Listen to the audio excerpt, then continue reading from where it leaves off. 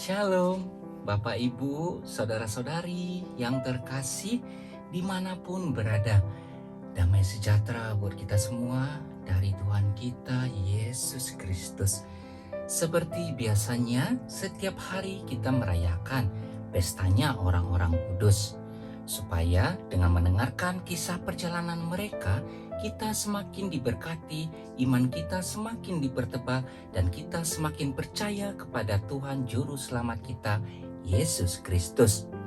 Hari ini hari Jumat, tanggal 25 Februari tahun 2022, kita merayakan Santa Alburga. Saya akan menceritakan kisah perjalanannya. Dengarkan ya Bapak Ibu, Saudara-saudari yang terkasih. Santa Walburga lahir pada tahun 710 di Devonshire, Inggris dalam keluarga aristokrat. Ia adalah putri Santo Ricard Peziarah, Raja Kerajaan Sakon di Wessex, Inggris.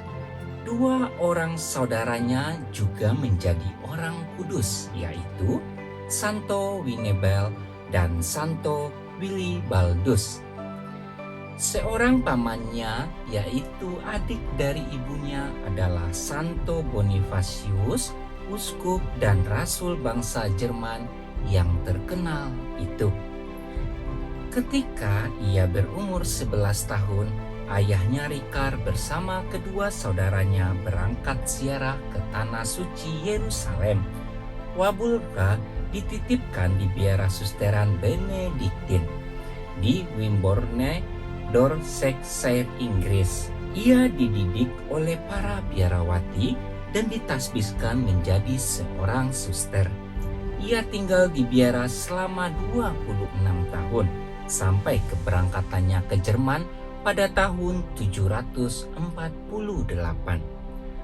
Walburga tiba di Jerman sesudah dua saudaranya, Willibald dan Winebald, untuk membantu Santo Bonifacius dalam karya penginjilan, di antaranya bangsa Jerman yang masih kafir. Bersama Santo Bonifacius, mereka juga mendirikan biara-biara di beberapa wilayah Jerman yang baru menerima iman Kristiani.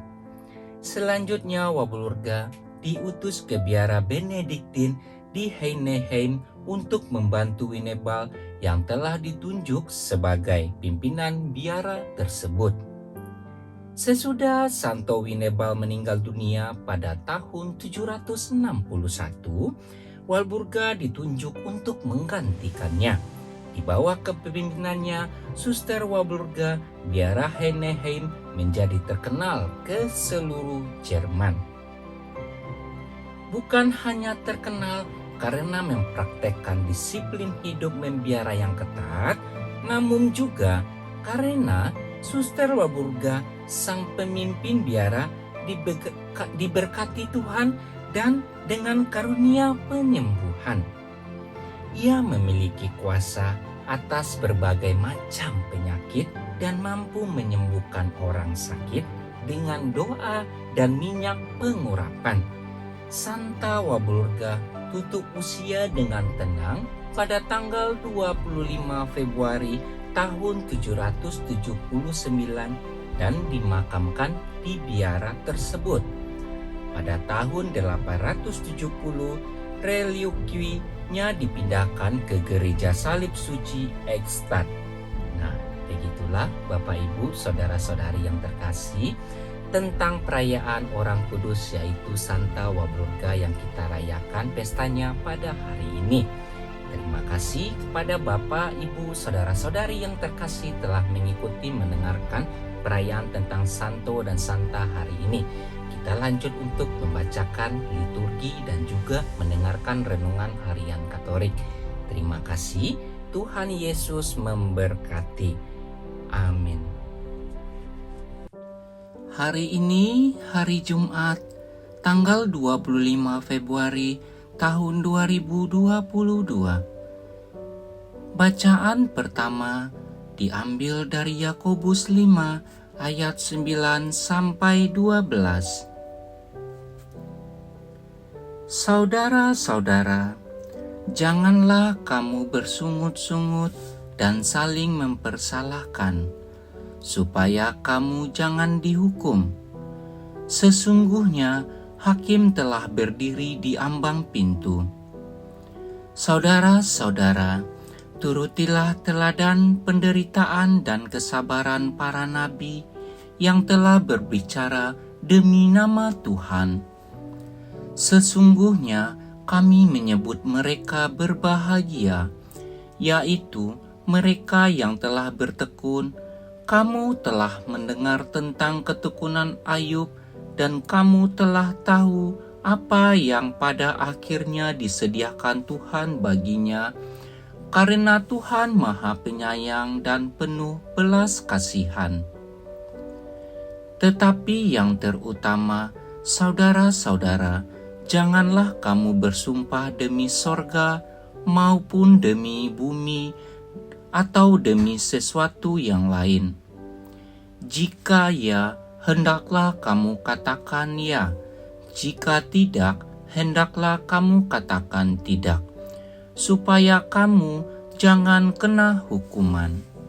Demikianlah sabda Tuhan. Syukur kepada Allah. Inilah Injil Tuhan kita Yesus Kristus menurut Markus. Dimuliakanlah Tuhan. Bacaan Injil diambil dari Markus 10 ayat 1 sampai 12. Dari situ Yesus berangkat ke daerah Yudea dan ke daerah seberang sungai Yordan, dan di situ pun orang banyak datang mengerumuni dia, dan seperti biasa ia mengajar mereka pula. Maka datanglah orang-orang Farisi, dan untuk mencobai Yesus, mereka bertanya kepadanya, "Apakah seorang suami diperbolehkan menceraikan istrinya?" Tetapi jawabnya kepada mereka, "Apa perintah Musa kepada kamu?" Jawab mereka, "Musa memberi izin untuk menceraikannya dengan membuat surat cerai." Lalu kata Yesus kepada mereka, "Justru karena ketegaran hatimulah, maka Musa menuliskan perintah ini untuk kamu. Sebab pada awal dunia Allah menjadikan mereka laki-laki dan perempuan. Sebab itu laki-laki akan meninggalkan ayahnya dan ibunya dan bersatu dengan istrinya, sehingga keduanya itu menjadi satu daging. Demikianlah mereka bukan lagi dua, melainkan satu. Karena itu, apa yang telah dipersatukan Allah tidak boleh diceraikan manusia."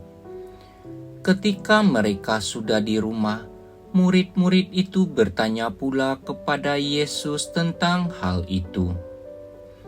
Lalu katanya kepada mereka, "Barang siapa menceraikan istrinya, lalu kawin dengan perempuan lain, ia hidup dalam perzinahan terhadap istrinya itu. Dan jika si istri menceraikan suaminya dan kawin dengan laki-laki lain, ia berbuat zina." Demikianlah sabda Tuhan. Terpujilah Kristus. Renungan Katolik hari ini, hari Jumat tanggal 25 Februari tahun 2022. Sebuah janji yang diucapkan, "Saya berjanji setia kepadamu dalam untung dan malang, dan saya mau mencintai dan menghormatimu seumur hidupku." Demikian janji saya demi Allah dan Injil suci ini. Sebuah janji yang begitu manis terucapkan pada waktu dua insan, laki-laki dan perempuan, mengikrarkan relasi mereka sebagai suami istri dalam sakramen perkawinan. Maka jadilah bahwa suami istri mengemban sebuah tugas yang berat, yaitu menjaga agar janji yang mereka ucapkan dapat bertahan hingga maut memisahkan. Melalui Injil hari ini, kita dihadapkan pada sebuah prinsip mendasar dalam sakramen perkawinan, yaitu apa yang telah dipersatukan Allah tidak boleh diceraikan manusia. Prinsip ini sudah ada pada awal dunia, ketika Allah menciptakan manusia, laki-laki dan perempuan. Oleh karena itu, laki-laki pun perempuan akan meninggalkan ayah dan ibunya dan bersatu dengan istrinya sehingga keduanya menjadi satu daging. Melalui sakramen perkawinan, Allah menghendaki agar persatuan suami istri adalah persatuan yang saling membahagiakan satu sama lain. Jadi, bahagialah suami dan istri yang membangun hidup perkawinannya dengan saling memberikan perlindungan yang kukuh, saling memandang satu dengan yang lain sebagai pribadi yang berharga, saling menghadirkan keramahan dan kelembutan dan menjadi obat kehidupan. Bila kita menelaah kehidupan perkawinan para selebritis melalui televisi, mungkin kita akan heran dan sekaligus prihatin. Mengapa begitu mudahnya terjadi penceraian? Apakah penceraian selalu menjadi jalan keluar terbaik untuk memecahkan masalah-masalah yang timbul dalam keluarga? Bukankah perceraian hanya akan menimbulkan masalah baru terlebih bagi anak-anak? Dalam situasi di mana perceraian menjadi jalan yang mudah untuk menyelesaikan masalah, maka keluarga Katolik diundang untuk memberi kesaksian tentang semangat cinta kasih, kesetiaan, pengampunan.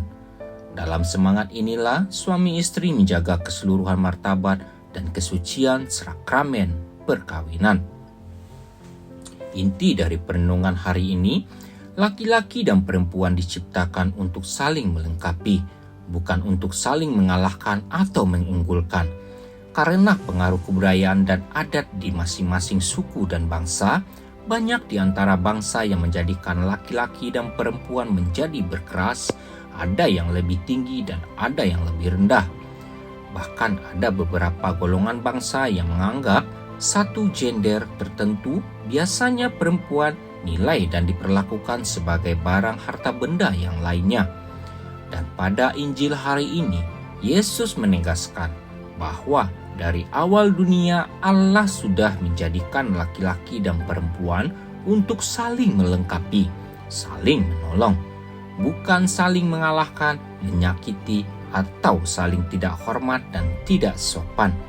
Laki-laki dan perempuan sama-sama diciptakan oleh Allah, bermartabat yang sama, yang seorang tidak menjadi tuan bagi yang lainnya.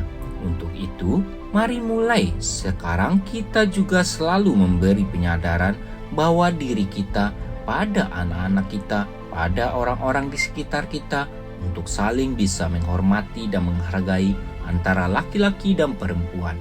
Karena memang Allah menjadikan laki-laki dan perempuan untuk menjadi partner hidup, saling mencintai, saling melayani, saling menghormati, dan saling menghargai. Semoga demikian. Amin.